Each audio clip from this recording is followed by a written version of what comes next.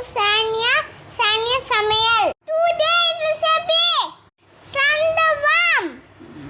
இதுக்கு தேவையான இன்க்ரீடியன்ஸ் பார்க்கலாம். இட்லி அரிசி வந்து 2 கப்பு, தேங்காய் துருவல் 1 கப்பு, வெல்லம் வந்து பார்த்திங்கன்னா 150 கிராம், தண்ணி, அதுக்கப்புறம் உப்பு, ஏலக்காய் தூள். ஸோ வந்து நான் வந்து 2 கப்பு, அதாவது 400 கிராமு இட்லி அரிசி வந்து ஒரு 4 மணி நேரம் வந்து ஊற வச்சு எடுத்துக்கிறேன்.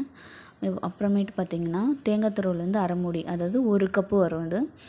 ஸோ நம்ம வந்து ஃபஸ்ட்டு அரிசி வந்து போட்டு கொஞ்சம் மசஞ்சதுக்கப்புறம் தேங்காய் துருவல் போட்டால் போதும். நல்லா வந்து நைஸாக ஆட்டி எடுத்துக்கோங்க, நரன்னு இருக்கக்கூடாது. பாருங்க, இட்லி ஊற்றுற மாதிரி அளவுக்கு இருந்தால் போதும் இந்த பதத்துக்கு. இங்கே பாருங்கள், நரன்னு இல்லாமல் நல்லா நைஸாக பூ மாதிரி இருக்கும்.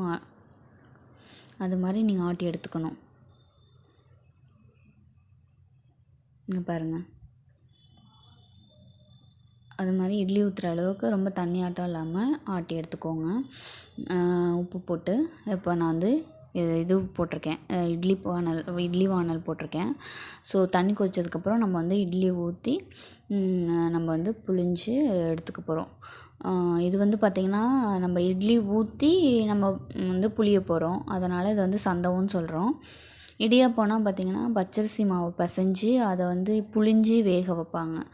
ஸோ இதுதான் டிஃப்ரென்ஸு சந்தவத்துக்கும் இடியாப்பத்துக்கும். நம்ம தேங்காய் போட்டு ஆட்டுறோம், இடியாப்பத்துக்கு வந்து வெறும் பச்சரிசி மாவு தான்.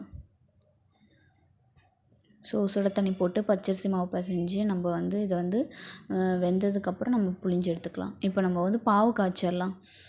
ஸோ வந்து பார்த்திங்கன்னா 150 கிராம் வெல்லம், சும்மா ரொம்ப நுணுக்காமல் ஓரளவுக்கு நுணுக்கிக்கோங்க, தேவையான அளவு. இப்போ வந்து நான் 4 டம்ளர் தண்ணி ஊற்றுறேன்னா 1 டம்ளர் சுண்டுற அளவுக்கு கொதிக்க வைக்கணும் போதும். ரொம்ப பாகு மாதிரி வேணாம், 1 டம்ளர் சுண்டுற அளவுக்கு கொதித்து கரைஞ்சால் போதும்.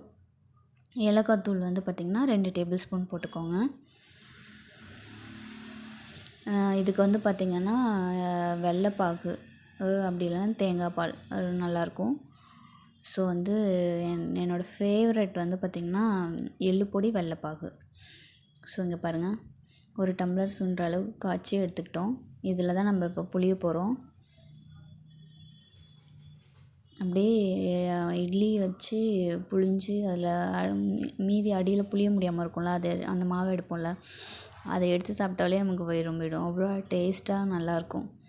ஸோ பாருங்கள், நீங்கள் ஒரு 10 நிமிஷம் வெந்துருச்சான்னு பார்த்துட்டு அதுக்கப்புறம் இப்போ நம்ம வந்து அப்படியே எடுக்கும் போதே நல்லா மேலே அப்படியே ஏடாக வரும்.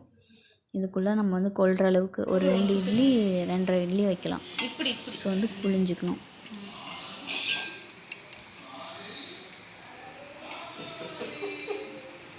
வீசன் பஸ் படு, சத்தமாக படு.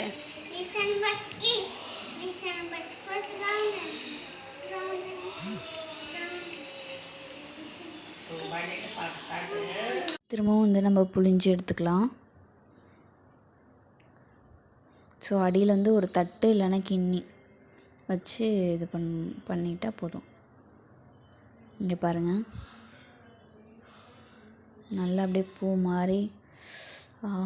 நீங்களும் வந்து செஞ்சு பாருங்கள், செஞ்சு பார்த்துட்டு கமெண்ட் பண்ணுங்கள். இதுக்கு வந்து இப்போ நம்ம வந்து எள்ளு பொடி, ஸோ எள்ளுலேயும் வந்து நமக்கு நல்லா அயன் நிறைய சத்து இருக்குது. ஸோ வந்து நான் எள்ளு பொடி இருக்குது, நான் இப்போ வந்து தூவி விட்டு வெள்ளைப்பாகு ஊற்றி சாப்பிட போகிறேன். ஸோ நீங்களும் வந்து ட்ரை பண்ணி பார்த்துட்டு எப்படி இருந்துச்சுன்னு சொல்லுங்கள்.